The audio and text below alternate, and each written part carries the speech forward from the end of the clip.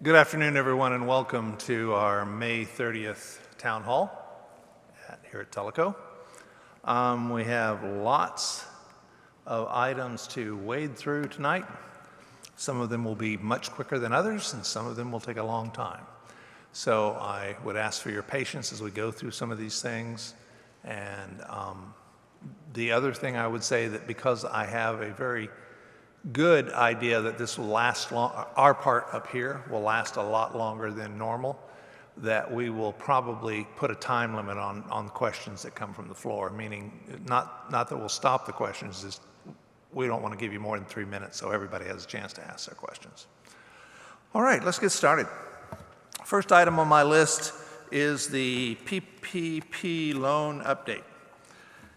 And I want to say at the beginning of this, legally, there is only so much I can say in this forum, and I will not be taking questions about the PPP loan at all, because the case is not been unsealed. It is still a sealed case, and by law, I am not allowed to do that. What I can tell you is a few items about our side, what we've done, what we did, and keeping in mind, I'll be the first to admit what I'm about to describe to you is hearsay. I wasn't there. So let me give you some brief but definitive comments. And by the way, when it is unsealed, I'll be happy to talk about the details. It's not that I don't want to, it's that I am legally bound not to. The POA was advised by our bank and their legal counsel that we were eligible for this loan. We went through it twice, actually. And we did receive the loan. And being the prudent managers of money that we try to be, we put it in an interest-bearing account and left it there. We've never spent that money. So when they came to us and wanted their money back, it was nothing catastrophic at all. We just simply wrote them a check from the account where we had stuffed it in the first place. A couple other side notes on that is that at least over 400 POAs across the nation, all are in the same boat we are. This is not a Telco Village unique issue. It is all across the United States during the same period of time. So I wanted to be clear about those few topics. You can't really see it that well, I'm sorry. So I want to talk about the reserve funding bill that I've talked about a lot, but there's some questions that have come up recently that I wanted to let you know and help you figure them out. Currently, this bill is on the association's webpage. Beth, do you know what the area it's under? I know, I'm sorry. I hate just saying it's on the webpage. Yeah, it is under the Board of Directors page under review, items under review. And we'll link it in Tuesday's telegram. So if you go and look at this, one of the questions I've got, which is an incredibly fair question, is, well, Chet, your bill doesn't address inheritance or trusts or the house is in my name and I want to change it over to the house and to my wife's name. It doesn't address any of those. And if you look at the bill in the first paragraph, or approximately the first paragraph, it references Code 26-501. And if you scroll down past the bill that I have there, that statute will show up and you can read through the highlighted areas and I'll show you what that kind of looks like, even though you can't read it. But the bottom line, the reason we did this is this statute already exists. There was no point in us recreating the wheel in that regard. We just simply point to that statute and say that these are the guidelines we're going to operate under in general. And it does cover everything from inheritance to trusts to name changes, all of the above. So it would not affect those people, and we never had intentions that it would. The key things that I want to keep reiterating, I have a whole schedule this year so that I can get the bill into the legislation on a timely fashion. I will be working with the Lieutenant Governor. I'll also be working with whoever the new senator is that we vote in, and as always with Lowell Russell. And I have several meetings ahead of time to be sure that we have done all the things we're supposed to do, crossed all the T's and dotted all the I's, so that in January this bill can be presented and hopefully voted on. This is something that I am determined that the community has at their disposal.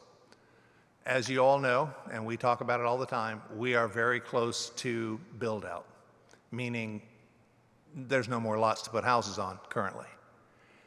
And because we have a very significant income from putting sewer tanks and connections in, that's going away.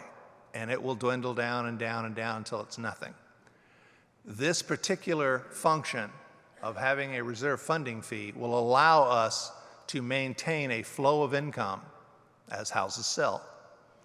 The number that I gave you previous to now was in 2023. Had we had this bill in place, we would have gained $1.2 million simply by houses selling.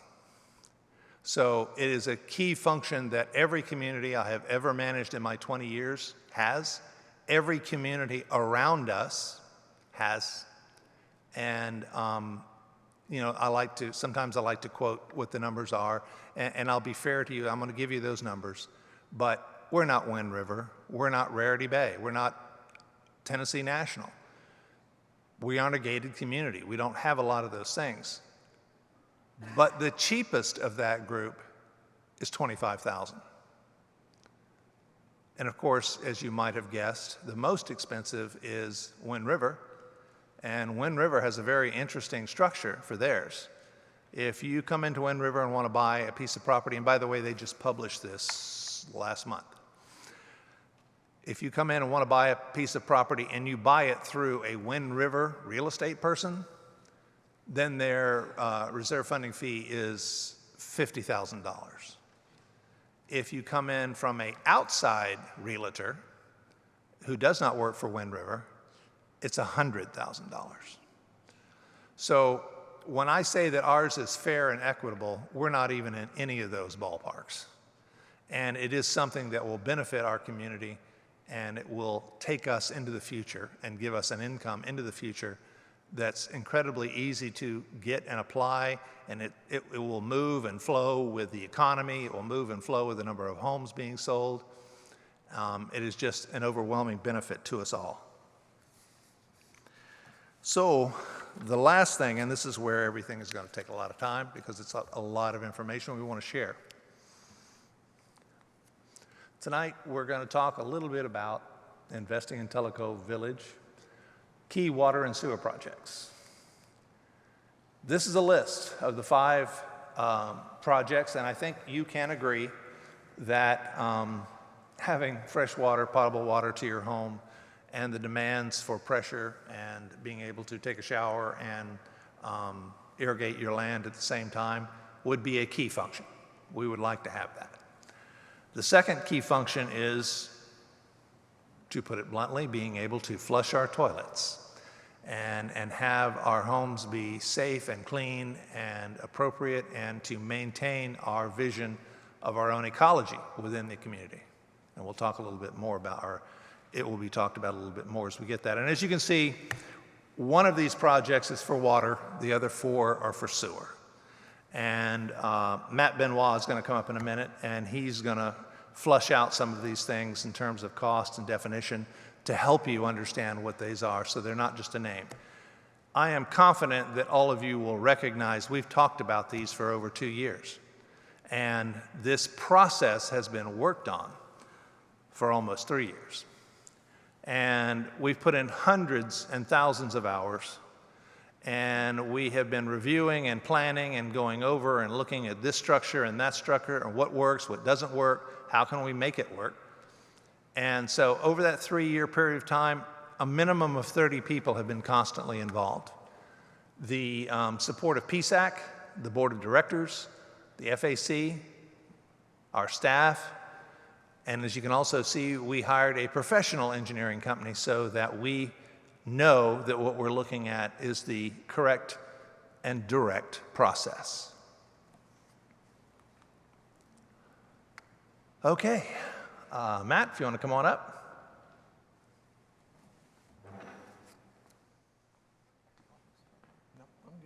Thank you. Hi, good evening, everybody. I'm Matt Benoit. I have been the Director of Public Works in Tellico Village for 6-7 months. I don't remember. Time flies when you're having fun. So I lived in Tellico Village for about a year and a half, and my wife and I have moved to Lenore City, but my mom is a resident here of Tellico Village, as are my parents' parents, and so it's kind of home to me, and it is a pleasure to work for all of you and serve, and it is particularly fun this evening to be able to explain what I think are some pretty cool projects, and I appreciate you coming out to hopefully learn something. So I want to talk a little bit about how projects become to be, okay? It is a process, as I'm sure you would understand, and it kind of starts at the master plan level. So we employ Jacobs Engineering. Some of you may have heard that term. They are a worldwide engineering firm. I feel like we're very lucky that we have Jacobs Engineering with an office in Knoxville. By way of explanation, I was a city manager for about 25 years. I've worked with more consulting engineers than I can count on fingers and toes. I mean, there's just been a lot of them that have come and gone with different projects. I have a lot of faith and confidence in Jacobs Engineering because of the fact that they are a very large firm. They have a lot of specialty services and access to some things, and we're going to talk about a couple of them tonight, that a small engineering firm may not have. The other benefit is I've got 2 direct contacts in the Knoxville office. I generally get a phone call returned in about 10 or 15 minutes, my cell phone to their cell phone. So I feel like we get very good service, but I wanted to explain a little bit about who Jacobs Engineering is. So they generally start the review of a project at the master plan level. That includes a lot of emphasis on identifying the problem, measuring the problem, quantifying the problem, and forming what they call models. So a model is really simple. If we're talking in terms of water, how much water do we use now? What is our ability to distribute that water? And as growth occurs and we approach build out, what's it's going to be in the future?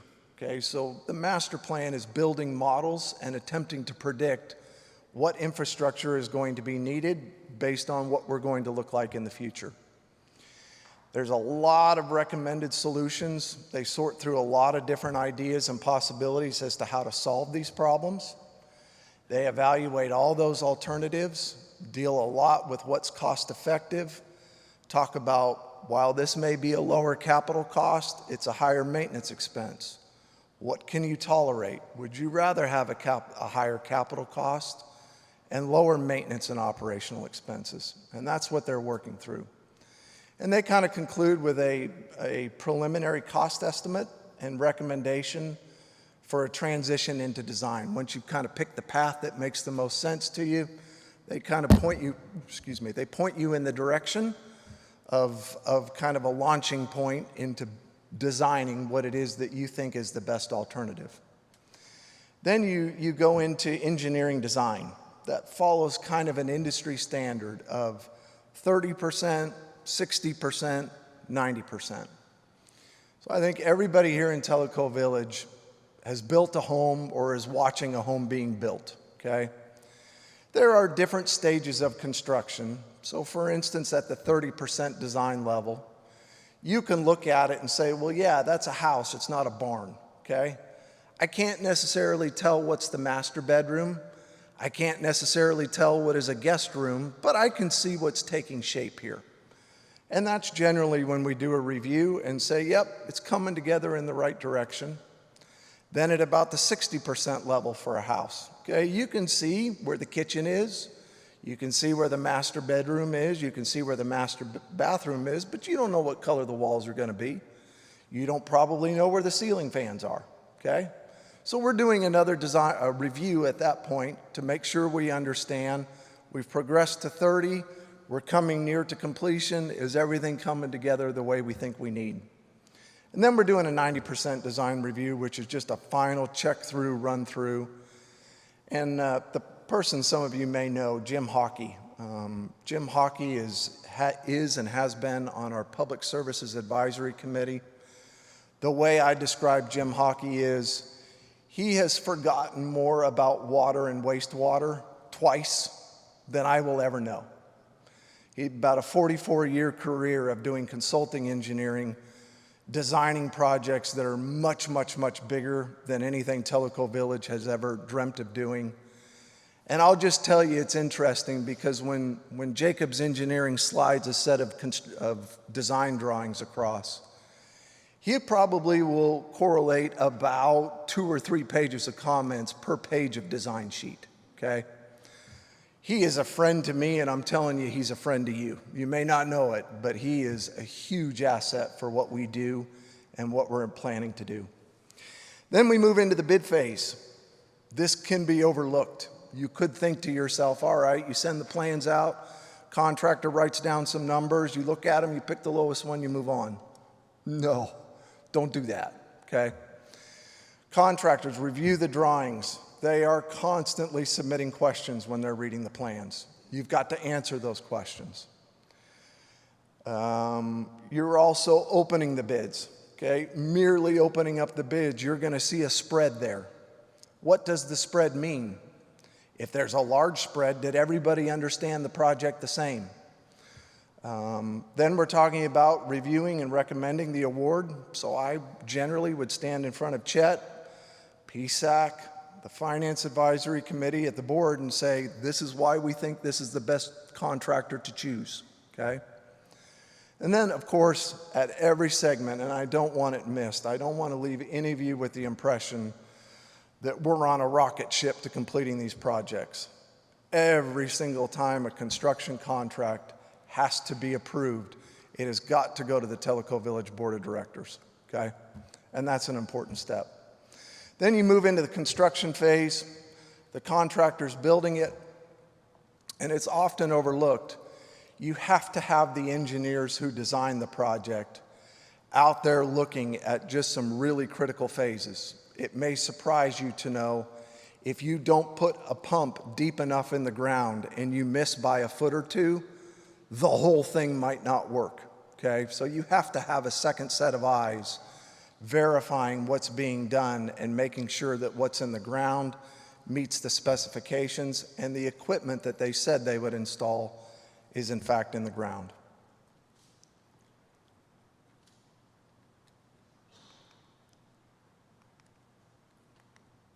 All right, so let's move on to the projects. The first project is a water tower near the Wellness Center. So if you ever go to the Wellness Center, you probably look up there on the hill. There's a big tank up there. That is our existing 500,000 gallon ground storage tank. So really, when we talk about the need for elevating water storage, the important thing I want you to understand is that Tellico Village is a little bit unique in terms of the way we consume water. I'll put it to you simply, Tellico Village is voracious irrigation consumers, okay? We have very significant peaks in demand early in the morning, sometimes again late in the evening, but it looks, if you look at a curve, it goes up and down. It's not very constant. In other places where I've worked, the distribution model is a little bit more steady. You might have some manufacturing consumers that are pulling a significant amount of water throughout the course of a day into the evening, maybe in the overnight hours. You have commercial accounts that may be consuming water as well.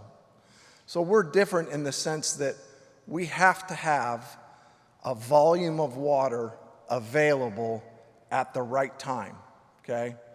And the way you do that is you build a water tower and you store it.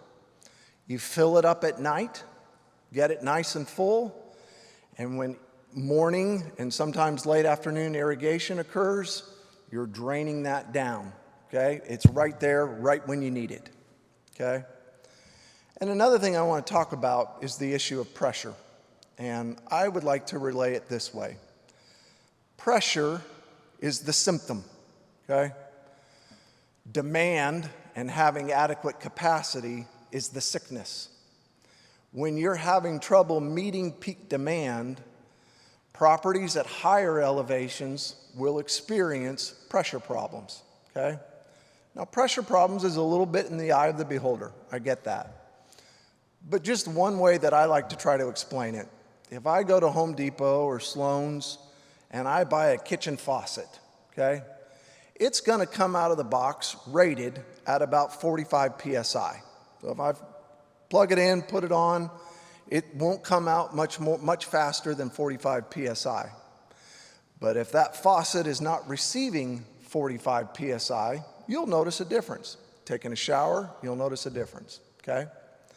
We kind of set a general standard of about 40 PSI is about that's where we would like to be.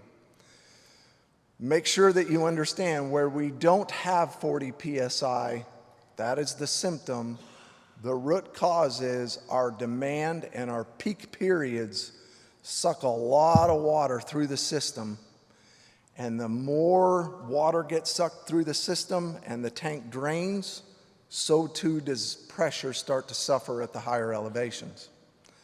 That brings a question that I hear a lot. Well, if you only have problems with pressure at higher elevations, why don't we figure out something for those limited amount of people?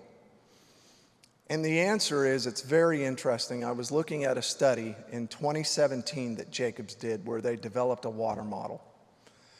And just when they're modeling, they say, hey, here's your peak demand. This is what we think you're probably going to be facing on any given day that you need to be prepared to run through your system.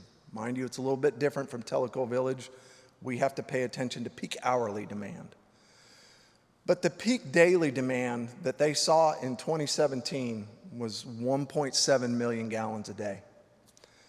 They updated that in 2022. So we went 5 years later. The peak demand on a daily basis was 3 times higher.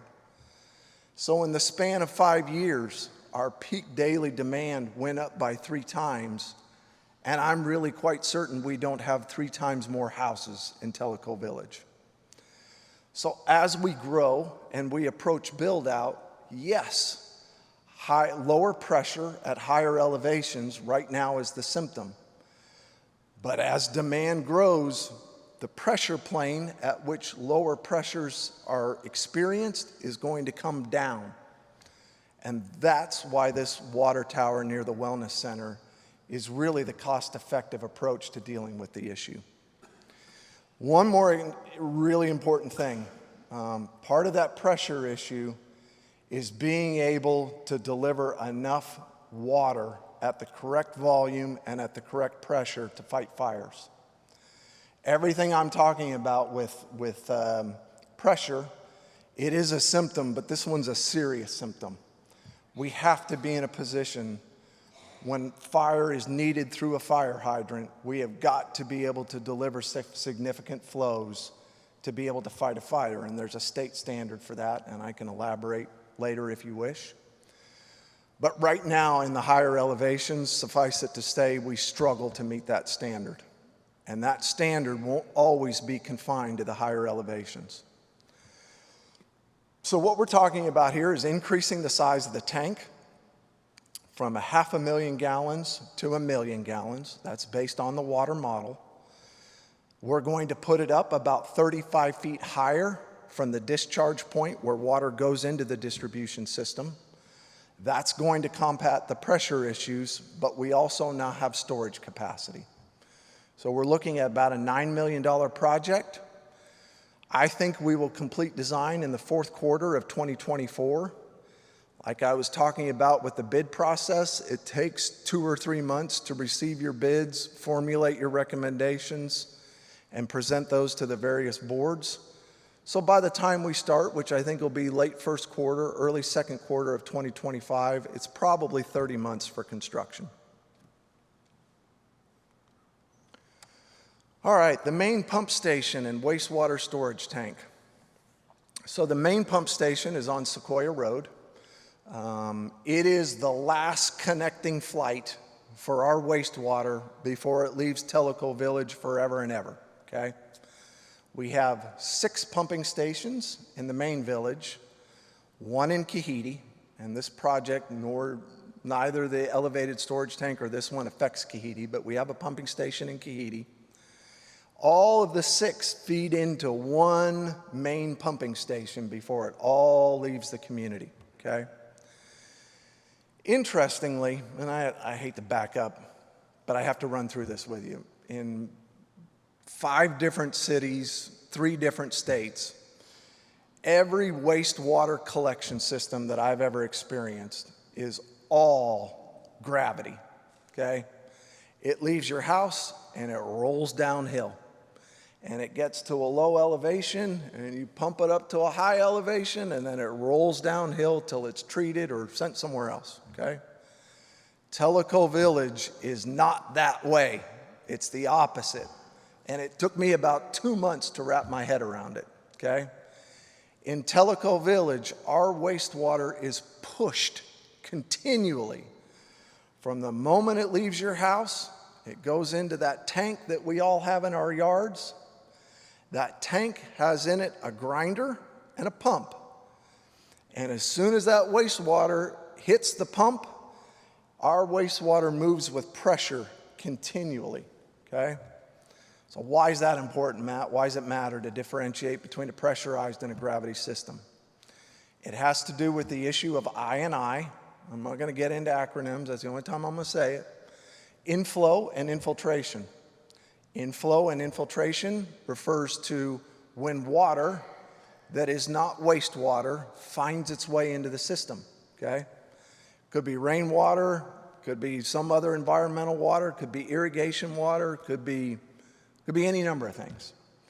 But when that water finds its way into your system, then you find yourself pumping a whole lot more than what was generated in the household, okay? In Tellico Village's instance, we know, we are as sure as the day is long, the source of inflow and infiltration is at the tank at the house level. Why? I'll give you a couple of reasons. I have a gentleman who works for me. His name is Marty Whitehead. And I said, Marty, how do you know you can't be getting it somewhere in the lines? He said, well, if there was a break in the line, there'd be crap everywhere because it's under pressure, okay? So it's not in the lines.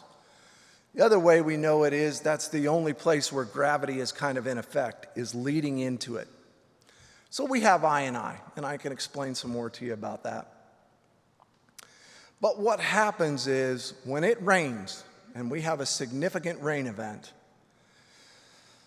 what we pump on a day like today goes from 260 gallons a minute.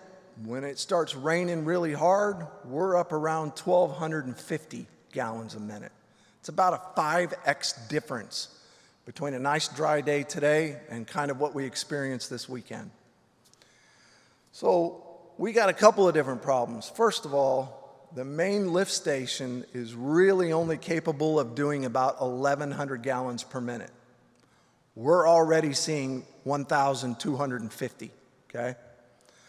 So we got more water coming in than we can get rid of. And that presents an interesting situation, and I'm going to explain that.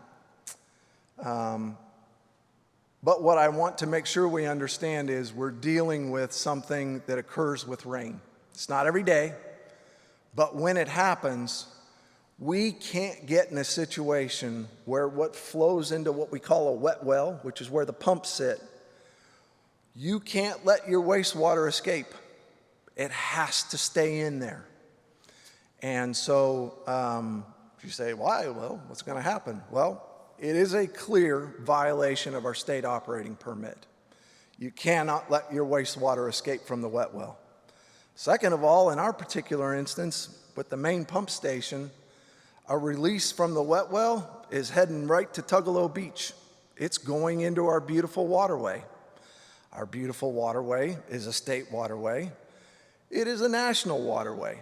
We attract the attention of EPA, Tennessee Department of Environment and Conservation, and upset people because there's stuff in the lake that shouldn't be, okay? So we have to prevent that. But we already kind of know We receive more on occasion than we can pump out. So what do you do with it? Well, part of this project envisions a wastewater storage tank, 750,000 gallons. And what that is there to do, when the pumps in the wet well go, I'm doing as best I can't keep up, there's no way I'm going to be able to push all this, you start storing the wastewater until the pumps can catch up, okay? And generally, we're probably looking at, you can hold 10, 12, 15 hours worth of wet weather storage. Then the pumps catch up, and then you release from the wastewater storage tank. The main lift station pushes it onto Loudon. There's one more issue. This is our final connecting flight from Tellico Village to the Loudon Utilities Board. Where it goes once it leaves Tellico Village is not the only place Tellico Village is not the only contributor to that lift station. It can only take 1,100 gallons per minute. And so no matter how big we built our pumps, we still can't send them everything. So that's another reason why you got to store it. I'm going to break for just a moment and tell you this. We're keeping stuff at a high level tonight. And I know we're doing that. There's good reasons for it. But I want to let you know, I have committed to doing 5 in-depth YouTube videos on each of the 5 projects we're discussing tonight. We'll post those on the Village website. They'll be on YouTube. Help your friends, help your neighbors who may not be YouTube proficient. But a lot of you are going to have questions about, well, why is building a storage tank, more cost effective than fixing the tanks in the yards? Great question. Don't have time to explain it tonight. But we are committing to providing all of that information to you, and I'm pledged to get that done long before the next town hall meeting. So be watching for those. Cost estimate for this project's $10 million. It is trending on design just like the elevated water storage tank. Should be done with design around the 4th quarter of 2024.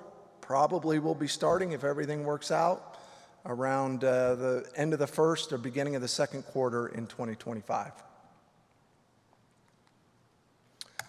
All right, the neighborhood lift stations in Mialacqua, Tokwa, and Tanasi. So everything that I just explained, just recall there are connecting flights leading up to the main lift station. Okay, we have pumping stations, lift stations, same thing, where the waste has left your tank.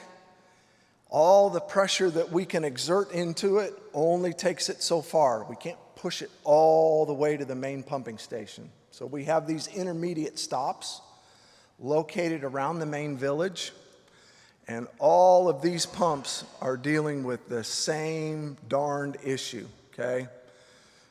These were constructed probably original, roughly, to Tellico Village. They have old, outdated pumps. They don't have variable frequency drive pumps. They only work on one speed, which is full speed. It's not very efficient. And they encounter the same issue, maybe not quite at the same magnitude as the main lift station, but they encounter more waste than what they're capable of pumping. And we see this. And so we have the same issue with these primarily, Mialacqua, Tokwa, Tanasi, where they're just receiving more, and we need to upgrade them with better technology. And the risk is the same issue here. You can't let the wastewater escape the well, okay? Got to keep it in there and got to keep it moving. And all of these neighborhood lift stations are really the same way. It's important to note, though, the main lift station has got to come first. You don't want to hurry up your connecting flights to the last flight. You got to get the main one done first, and then you got to get these neighborhood ones done, and everything will catch up. Cost estimate for these is $8 million. Estimated duration is about 46 months, and that's probably design and construction. It's possible that they could go faster, but again, you can rush it or you can get it done right. So We have not, if you'll recall back to my first slide, these are really still in the master plan phase. We have not commissioned any detailed design on these. And so that's why they're going to take a little bit longer, and they're trailing for good reason.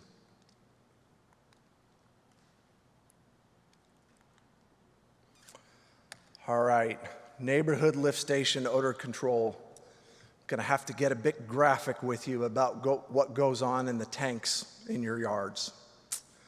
So, when you flush your toilet, you'll have a combination of liquids and solids, all right? And should be more liquid by volume than solids, but nonetheless, they're solids, okay? And it all finds its way into the tank. And naturally, the liquids will pump first because they're lighter. The solids will sit there. As they encounter more liquid, they'll turn liquidy, and they will get pumped out too, okay? But the solids will always sit there longer than the liquids, okay? So the result of that, kind of a PSAC member, John Tierney, kind of put it this way. You think of it as sanitary sewer, but we all kind of understand those solids sitting in a closed system are septic. Septic implies you got some sort of chemical reaction going on in there that produces odor, okay? So before our waste even has a chance to find its way into the distribution system, make their connecting flights off to the main lift station and off for LUB to deal with, there is odor in our system from the very beginning, okay? As that odor goes into the pump that's in the tank behind your house, it goes into a completely closed, pressurized system. And let's say, for instance, it goes to Tokwa. If anybody knows, been by the Tokwa lift station. The first time that that waste encounters air is right when it spoils into that wet well. And it stinks, okay? What we have found through doing a master plan level study with Jacobs Engineering is that we have stink counts, so to speak, that are well above the industry level, okay? Doesn't really surprise me once you know what's going on in the tank and how our system functions. Of course, when it finally hits daylight, it's going to stink. Couple of possibilities for dealing with this. You can inject things into the pipes, okay? You're putting, I shouldn't say the count, I'm going to say something silly. Rooty Tooty Fresh and Fruity into the collection system so that when it hits the wet well, it doesn't stink. You knocked it down a little bit. That's one way. The other way is, as the pumps are doing their work, there is an air release valve from which the stink emanates, and you can filter those, okay? We are currently filtering them. Don't get me wrong, we're not turning a blind eye to this issue. But what we're running into is we use what's called carbon filters. They don't look the same, but they're not any different really than the air conditioning filters that you have in your house. We can change them and we can walk away. The problem is the carbon filters don't alert you to the fact we've used up all of our carbon, okay? Unfortunately, we generally get complaints and we rush out and we replace them. They are a little undersized for the system. What's there was intended for much less significant amounts of waste and stink. So the other way we can treat it is what's at the vapor phase, at the air release, and we put new filtration systems in there that are a better technology and are likely to last quite a bit longer than what we're experiencing with carbon. We know this is an issue. I mean, there's no way, we can't forget what we know now, if we can agree on that. So this is going to be a project. This one just came out of the master plan phase. We're going to get going on design, but we've got some choices. If you have to upgrade the neighborhood lift stations, which was my previous slide, maybe you do the vapor phase, treating it as it's coming out when you upgrade those stations. Maybe now you attack the chemical phase, dosing the lines with stuff that'll knock it down We've got some work to do, but I don't want to imply to you we're studying it, trying to figure out whether to do something or not. The question is the correct approach. Is it a project and does it deserve attention? Absolutely. So we're talking about 46 months on that and about $4 million in capital expense. And the chemical dosing and the filtration we're expecting is about $200,000 annually. I do want to mention the fact that this hydrogen sulfide that is the septic byproduct is noxious. It can shut your nose off. It can shut your brain off. It can kill you. And so aside from dealing with the cosmetic issues of driving by the Tokwa lift station, my operators have to be incredibly careful around those lift stations and the confined spaces to make sure that they're dealing with it, and that isn't a good approach going on. It will be there, but we've got to do some things to deal with the odor there, even for no other reason than workplace safety. Kahidi wastewater upgrade. Same issue. I'm going to summarize here. Kahidi has one pumping station, pumps it to TAS, Telco Area Service System, who is the one that takes it from our hands in Kahidi as LUB takes it from our hands in Telco Village. Again, we have this wet weather, dry weather conundrum, okay, where it functions fine in the dry weather. Then there's wet weather that is driven by inflow and infiltration. There we go! Inflow and infiltration. So we have more waste coming in than what we can pump. So the Kahidi wastewater upgrade has the same issue. You've got the issue of, I can build it to a certain size. Is it likely more cost effective to store the waste? Yes. Okay, that will be more cost effective than building your pumps in the way that churches don't build for Christmas and Easter parking, okay? It's more cost effective to store them.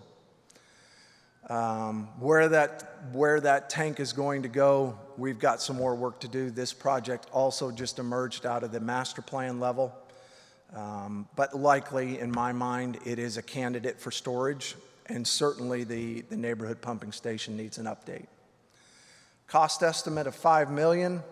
I've got this at 50 months because it's kind of a combo. You got a neighborhood lift station and you've got the potential for storage. I think the design's going to take a little bit longer. So once we get going, I suspect that's about how long it's going to take. So I tried to put up a graph there to kind of illustrate for you the projects. I put in yellow when I project design is going to be occurring. I put in green where the construction invoices are going to occur. Chet's going to elaborate on this. At some point, we'll be talking to you about how to pay for these things. But if I could kind of draw your attention a little bit to the 2026, 2027, a lot of green, a lot of construction invoices. If this all comes together and is approved by the board, we got a lot going on in 26 and 2027, and I just wanted to illustrate to you, one, the projects are phased in a way that makes sense and is strategic and addresses the need and takes care of first things first. And second, these are all things that we're talking about having to do in the next 5 years, one way or another. I don't want to leave you with the impression at all that we're studying, considering, thinking about, rolling it around in our head. That ship has passed.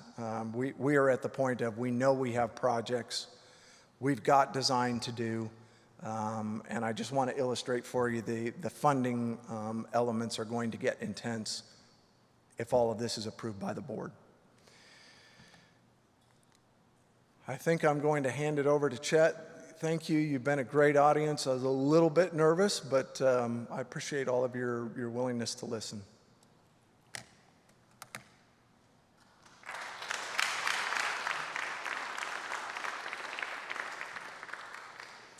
Thank you, Matt. Marty, did you want to come up and say something? Yeah, that's good.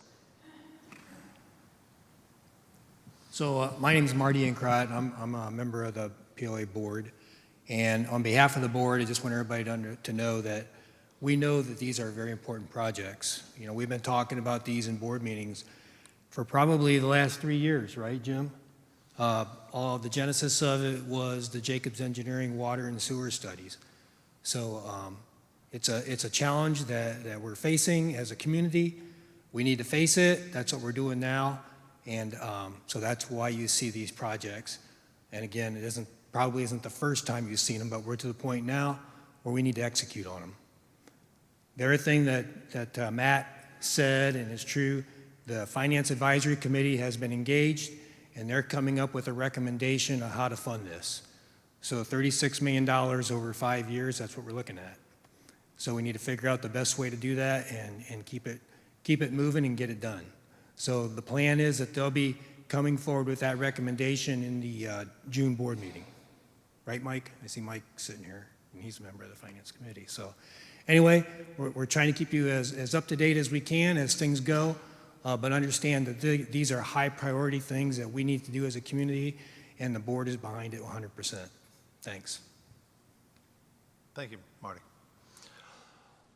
One other thing, you can't see it from up there very well, I don't think, but June 25th will be my next town hall, and that's not, I don't believe, on the same day that I normally have it on, so I wanted to point that out. And during that one, we're going to review the reserve study process, how it has functioned amongst all of this, and then we're going to have a comprehensive funding recommendation. And that will be the next town hall to follow up on this one. These are all stressful times. These are all big projects, and I can perceive that 2026 and 2027 will recall a martini every night, but maybe not. We'll get through it. What do you got? Let's open up the floor. Oh, I do have to tell you that Pat White has to be out of here by 5:30, so we need to keep it moving. Anybody? Questions?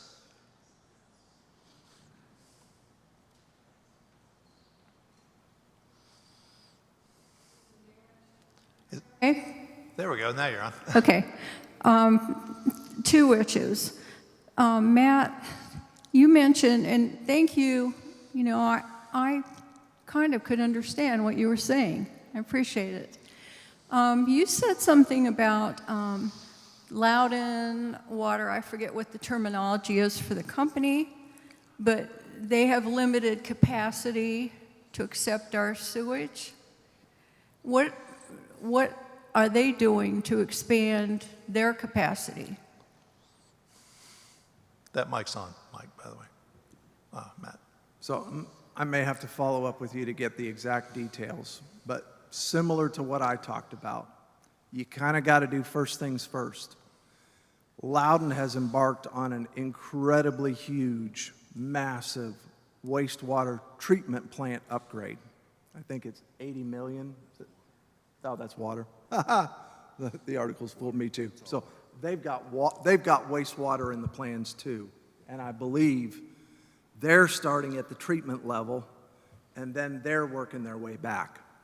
So just like any public utility, we're all coming up on 2024, a period of significant growth.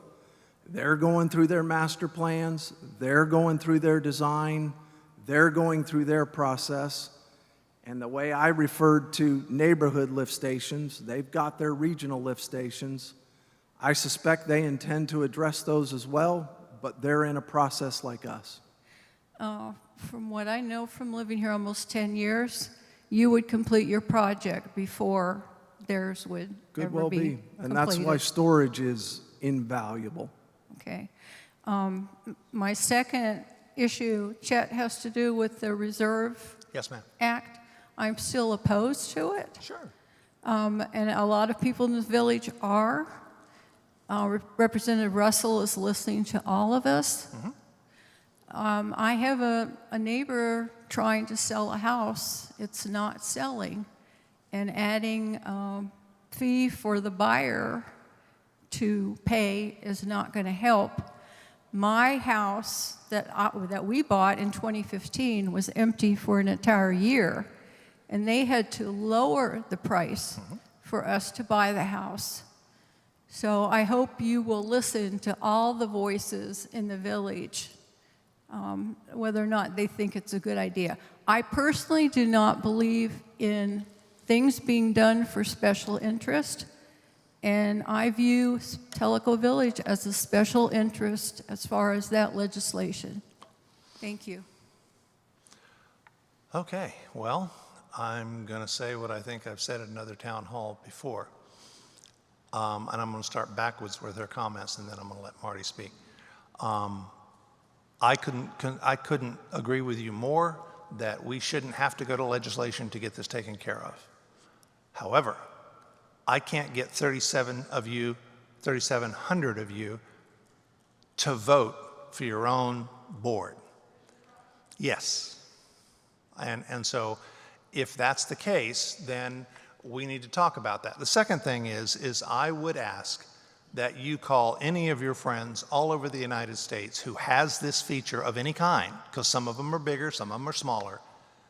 In my 20 years, I can say with all honesty and look you in the eye, not one single person has come to me and say, Chet, this fee kept me from getting my house sold. It's just, it's not good. It's not going to work. That's never happened. And so people also understand that when you have this fee, they perceive it as proactive. You're funding your reserves. Wow, that's a great thing to do. Another point that I would like all of you to consider is that some of you have lived here for 15, 20, some of you have lived here 30 years. You all have been paying into the reserves over that period of time. Somebody comes into this community new, they get the benefit of your 20 or 30 years of payment. I would suggest that as people come in and want the benefit of that in our community, they need to pay into the party as well. So I'd like you to think about those things, but and to your point, and I understand there's lots of people who believe there's just not enough money to sell homes, to buy a home. So far, I don't believe that seems to be the case in our community. So far, many of the homes, I would say probably 80%, Beth will probably correct me, are sold for cash. So the idea that this will somehow impede them or make them not be able to get a loan or all of those things, it's just not factual. And I can understand people have never had this before, so they have a fear of it. I truly, I'm not being, not placating. I understand that fear. But I don't think it's impeded Rarity Bay. I don't think it's impeded Tennessee National. Fairly certain it hasn't impeded Wind River. And all of those are asking way significantly more. Okay, Marty, you're up. So, Susan, I appreciate your comment too. I think the other way to look at this is we don't have to change anything. We can continue on like this community has for the last 35 years, and all the costs that are incurred to manage and run this village are borne by us, the residents. So we can decide as a community not to change anything, but we have to pay for it somehow. So when your assessment goes up because we need to build up reserves or we need to do something to figure out a way to pay for these investments that we need to make to keep this community thriving and to keep it viable, that's all we're trying to do here. Not just Chet, but the board and everybody else that's volunteering their time, people in the finance committee, other committees, continuously looking at ways that we can figure out how can we fund this rather than pulling it out of the pockets of the residents. So you can view it as a bad thing because I heard somebody call this an exit tax at one point. That's how it got thrown out the first time. But the bottom line is, whatever you want to call it, we cannot do it, but we all have to be ready to stand up and pay whatever it takes to get it done. That's the bottom line. Thank you. Thank you, Marty. The other side, you can come on up. The other side of that coin is we can make decisions to reduce services, not do the things that we have. We can make those kinds of decisions. I don't think that's what this property was built to do. I don't think that's what the majority of the owners want. But Marty's correct. Yes, sir. Wayne Schroeder, I live out in the Kahiti neighborhood. And I know you have this is in regard to the PP loan, and I understand that you have a gag order and you cannot say anything. And that I just want to preface that you know, you're not the board and yourself, you know, that it blindsided you back in November. Correct. I guess my comment regarding that is on the form that was sent out for us to read and what Bob had read at the last appeal board meeting was the rapidly changing guidelines. That's what I picked out of that, 3 words. And I know you've negotiated down, and we're only paying $177,722.22 above what was borrowed. Is there any guarantee that that's all that all of us here are going to pay that? And maybe you can't speak. Actually, I understand. can say that we have received from the DOJ their approval, and they're in the process of unsealing the case and giving us our letter of approval. So And once yes, that- is the short answer. Okay, and once that's paid, what's the update as far as any additional questions that we can ask regarding? So once it's unsealed, I will be more than happy, and I'm, again, sincere. If you bring it to a town hall, I'll answer as many questions as I know the answers to. That's fine. Thank you very much. You bet. Come on down.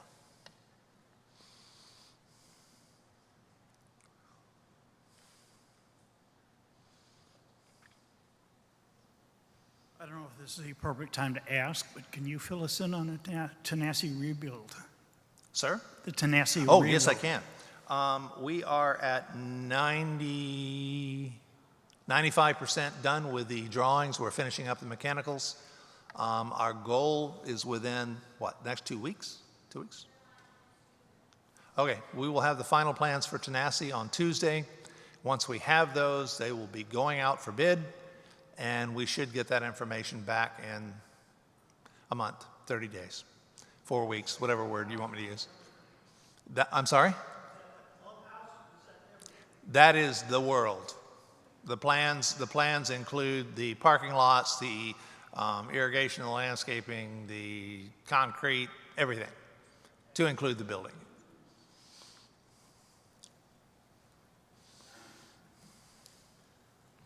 Good afternoon, Kevin Flanagan. I was just going to ask that same question, but I do have one comment to add that I think that's a great idea on the reserve, the fee. I don't just, you know, everybody's entitled to their opinion, but we have to fund our reserves, and this is done all over the country. Absolutely. So I think I just want you to know that there are some residents that are in favor of it. Thank you. Thank you. And I need y'all to understand, I am no genius. Chet did not suck this one out of his thumb. This is something that is done, as he said, all over the country for the very purpose that we're talking about, to help fund a community in ways that are not directly impacting the individual homeowners. And as Marty brought up, I admit I have to say I think it's funny that people refer to it as an exit tax. Where are you leaving? You're coming. You're not going. So I don't think an exit tax probably isn't the word that I would use. Now, I'll give you this, and a lot of people have argued this with me, and so I'll say it out loud. If you believe that the fee you pay to go to the wellness center is a tax, if you believe your assessments are a tax, if you believe what you pay for a unlimited golf rounds is a tax, you're right, this is a tax.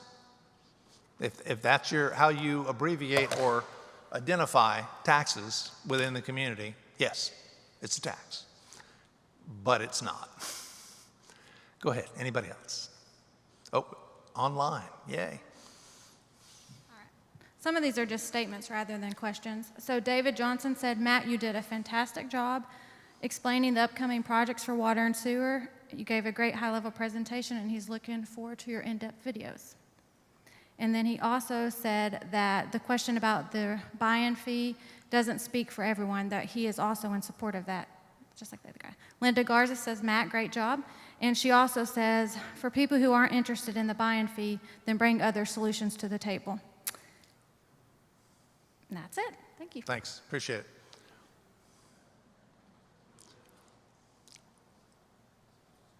You got to be quicker, Mike. Howard Higbee.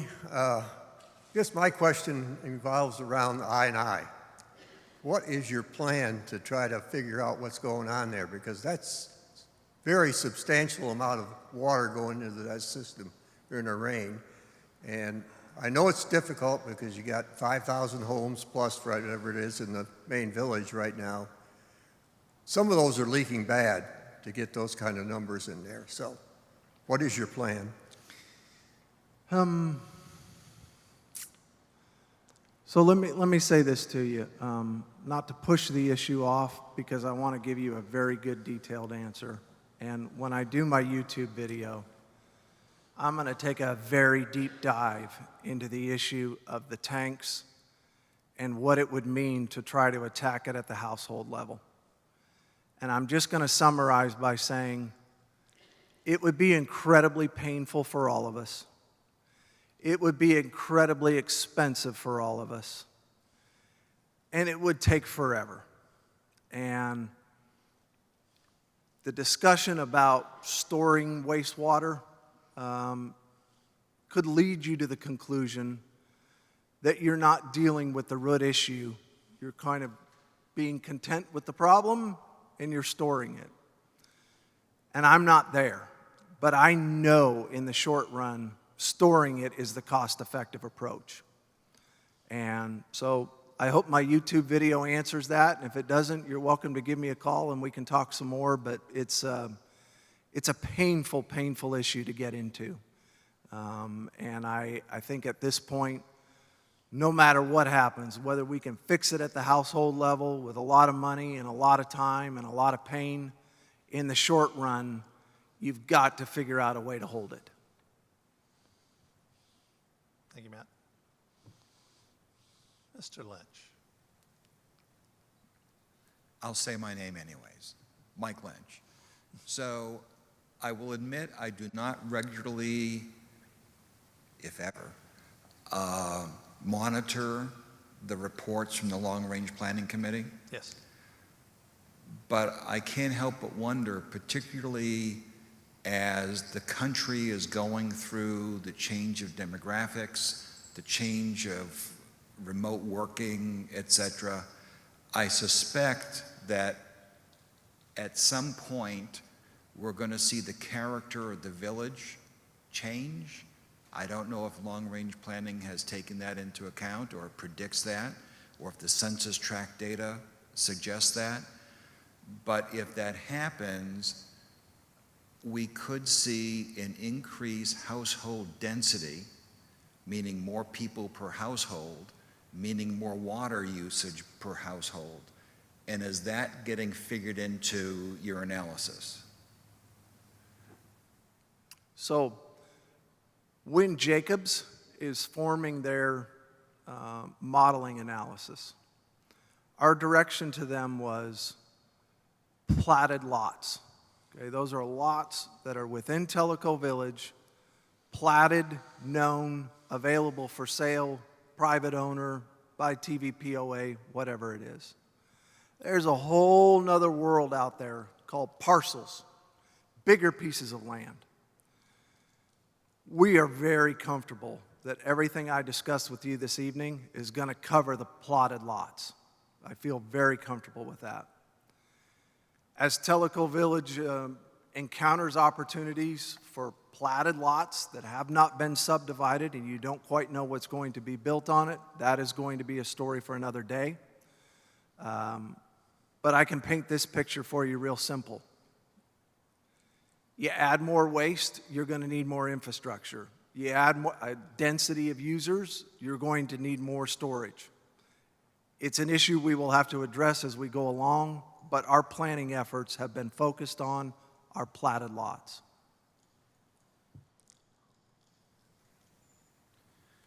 Good afternoon. Gary Bush. A Couple things, I just had taken down the notes and that type of stuff. So Matt, I appreciate the layout and the information that you shared today.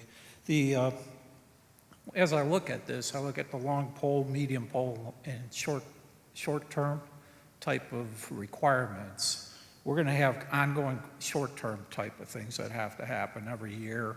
That's got to be done in the infrastructure side.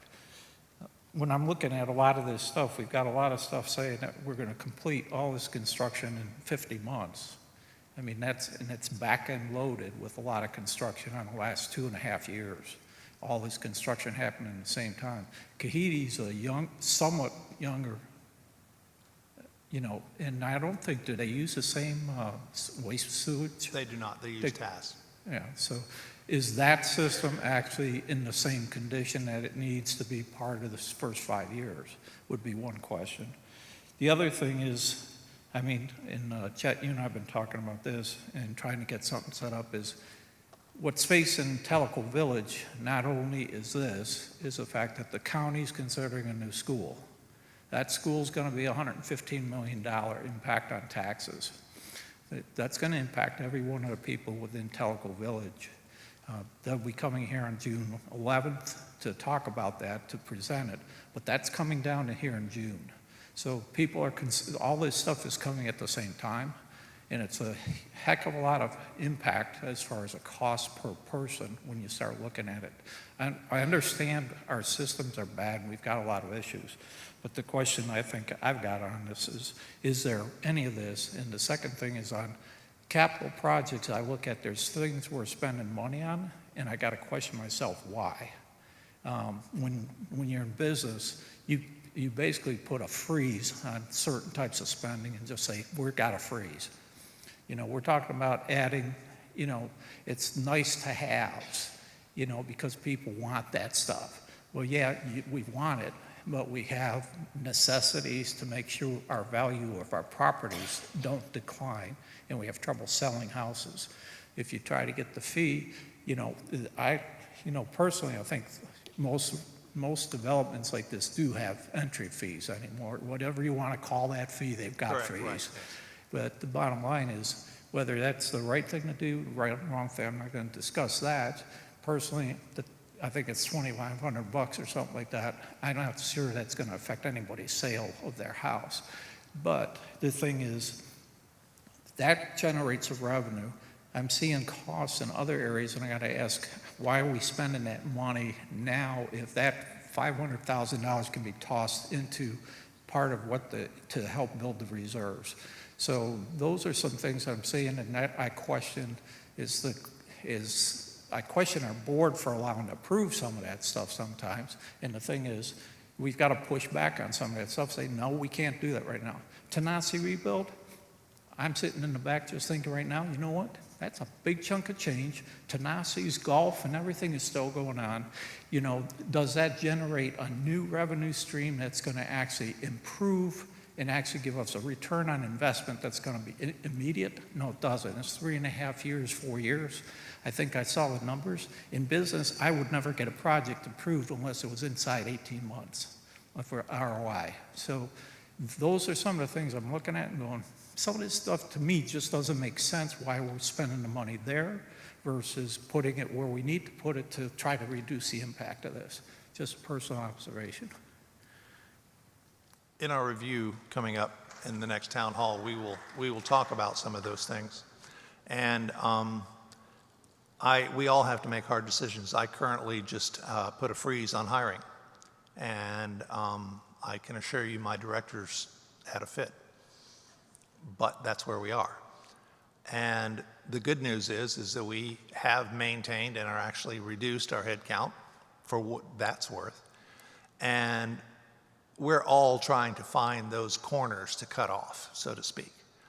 But as Tanasi, and whether you all agree with this or not, if we don't rebuild Tanasi and we walk away from it for another 4 years, 5 years, we will lose approximately $1,237,000. And in my head, I really hate to give that to an insurance company.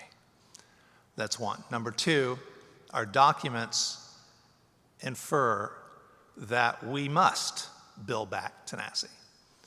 And it is an amenity that we had. It was destroyed. We have to build it back.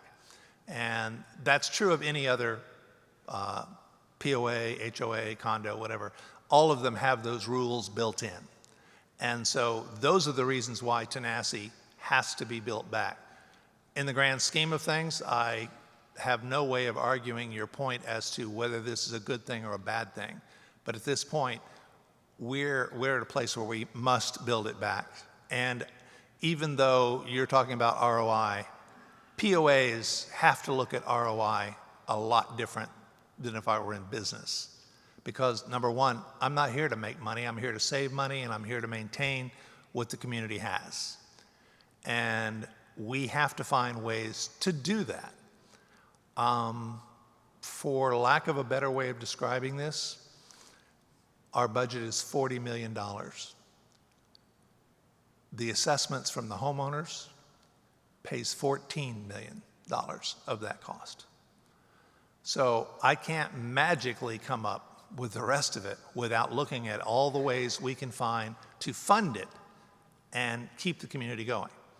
But to your point, and to several other people's points tonight, one of the decisions the board will have to make, because it's definitely above my pay grade, is if the concern for funds and not being able to pay for it and trying to reduce costs, they will have to decide what services we will have to do without.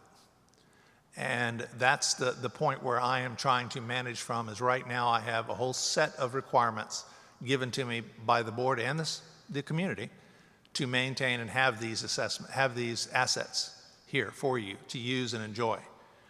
And if the reduction of cost gets to a specific level, it will require us to reduce services. So again, not arguing with your point at all, it's just there's going to be a lot of hard decisions that come along, and we have to act in the best interest of the total community. Yes, sir. Question, if I drain my Your name, sir? Your name, sir? Oh, Bob Thompson. If my gutters drain into the macerator, am I breaking a rule?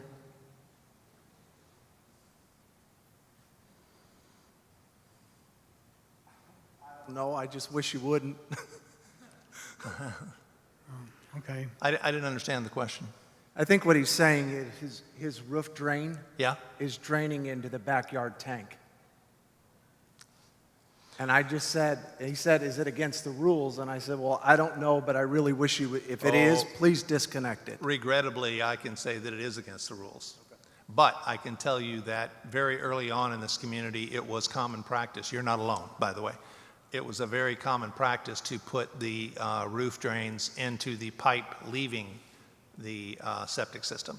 You know, you'll have the septic system back here, and there's a pipe that runs along it to the road. If that is breaking a rule, it should be stopped, correct? Well, here's our problem, and I know that Matt's going to go into this a lot deeper, but I want to kind of give you a visual.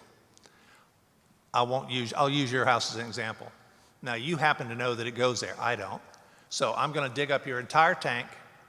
I'm going to dig up your lawn all the way to the road to look at that entire pipe to be sure there's nothing in there and determine if there's any additional pipe. Now, in that process, basically one side of your house is going to become construction site. And once we've determined all that, we'll have to do the repairs, fix it, change things. Then we have to go, oh, wait, we took out all his plants that were on that side of the house that'll have to be replaced. We took out a fence or a tree or a garden or something else along that way that pipe ran under that you're going to have to put back. And that's just one house. And we have to repeat that process all the way through. I have been told that you can put stain in the gutter, and it will find its way to wherever it's going to go. Okay, I need to explain this clearly because this is something that Matt reiterated tonight several times. We have a pressurized system. If you induce smoke to the pipe, it's not going to go into those pipes. It's going to go everywhere and most likely out the pipe. Okay. So that's the problem with the pressurized system. It is a valid technique to find water leaks if you had a gravity-fed system. But under a pressurized system, the smoke doesn't travel the way you think it will.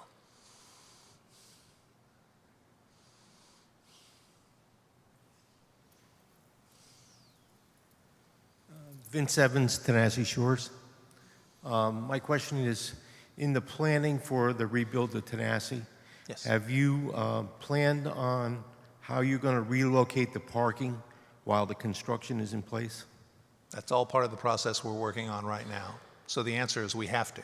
So you don't currently have a plan? We but have you- a plan, but we want to see it finalized, and right now we have a plan. The issue is the timing.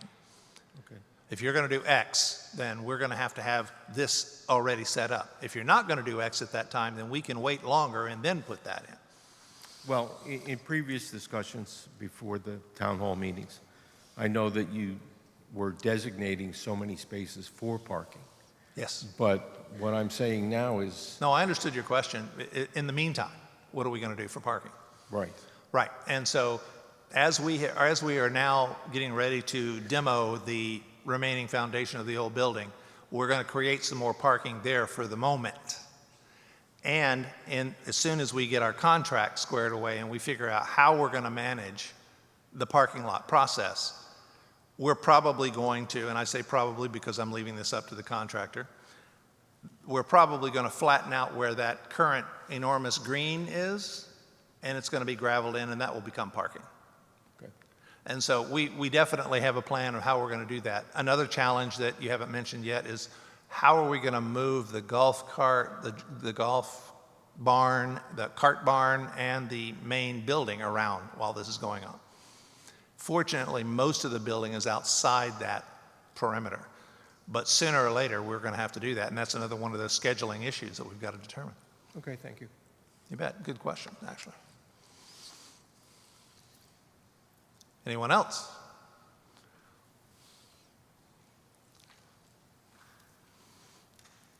Mrs. Susan Granger, Gingrich. can I allow you to let this woman go first, and then you can come since you've already had a chance to ask a question?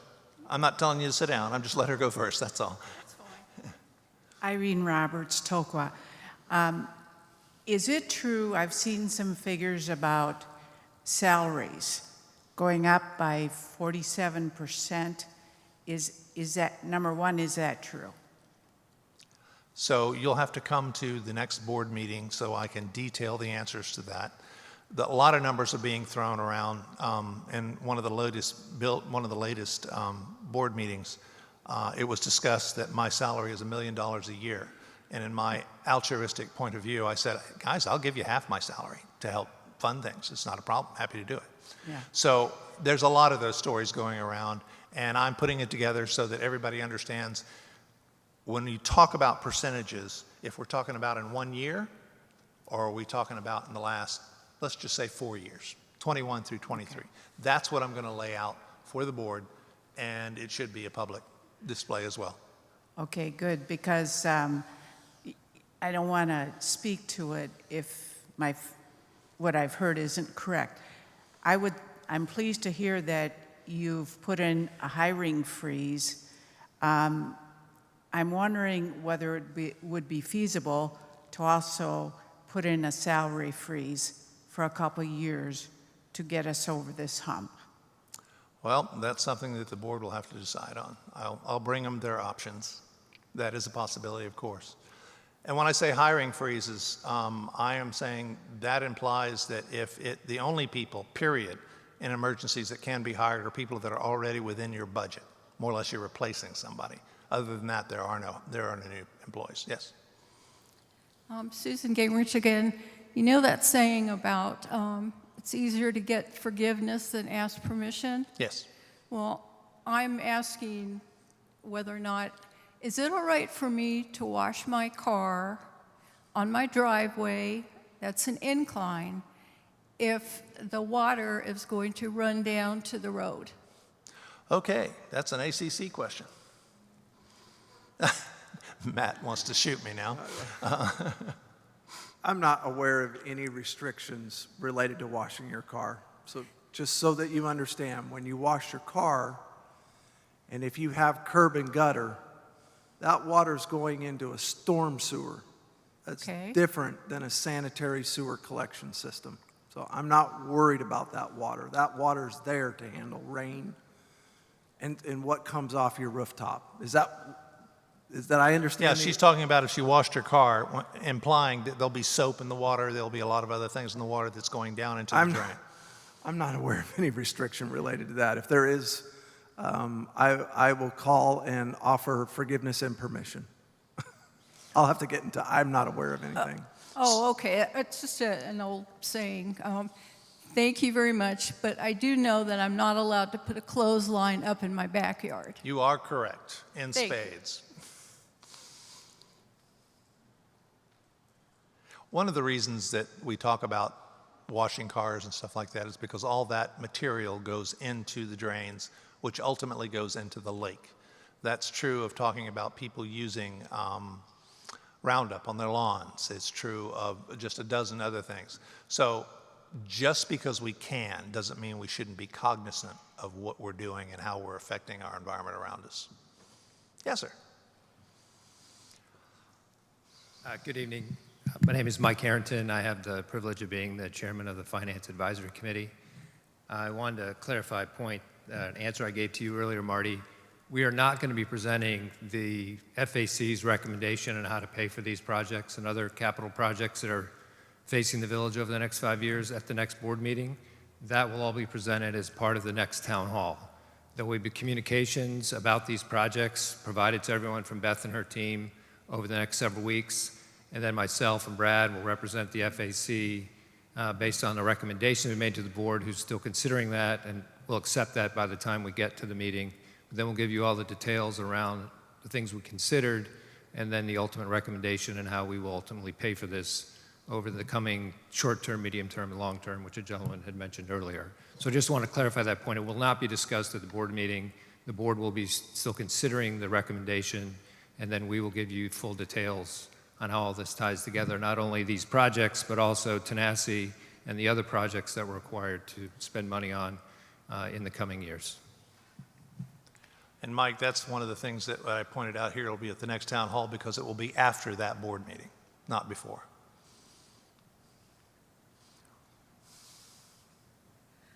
Good afternoon, Susan Kirk.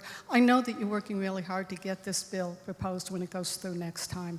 A lot of people have commented to me and others about amendments or changes they want to make toward that. So what vehicle are you going to be using? What is the process for them to submit suggestions to you to the text in the bill? You can submit them through email. I'll be happy to hear yours. And I need to correct something so everybody's clear. In this current bill, it is not $2,500 per sale. It is 0.5% per sale. So if a house is $500,000, it'll be $2,500. If a house is less than that, it'll be less than that. And so those who are buying smaller homes will not be impacted as much as those who are buying bigger homes for the obvious math involved. So I just wanted to be clear about that in terms of how we function in that. But yes, another controversial part about this that I have not really spoken about is that there are some who feel that the board should have the capability to turn this off and turn it on. And I would suggest that that's a very, very dangerous thing. And that in the case of managing the community, once some type of income like this, it should never stop. It should go on in perpetuity. You're never going to run out of needs. There's never going to be a time that you don't need to keep your reserves at a level that is appropriate for your community. There's never going to be a time where you aren't struggling for extra money because of projects or something like that. That's the whole point of this bill. And so it is designed currently where it cannot be turned off and on. Once it's voted on and put into law, it's there.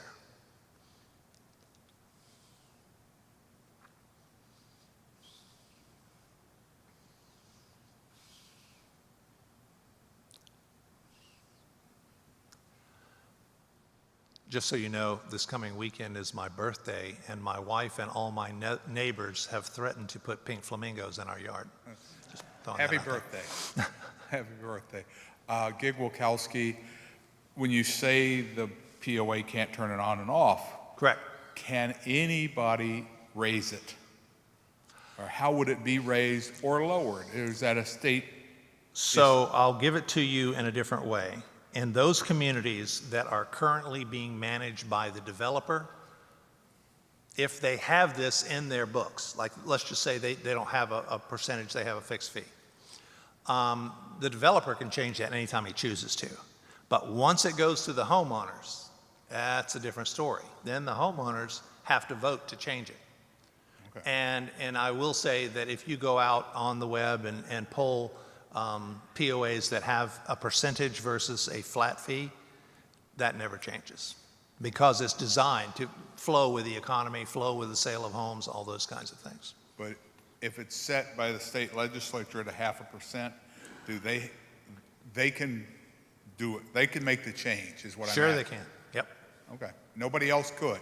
Nobody else could. We could petition them to Okay. in that regard, but no, they're the ones who have to vote on it. And that's Okay. why I would prefer not to. Thank you. You bet. Anyone else? Well, Pat White left us early, so I guess we're good. Are there any other questions before we close? And I appreciate all of them thus far. All right. I'd like to thank you all for coming. I hope you have a lovely evening, and I appreciate all your comments and your time and attention. Thank you.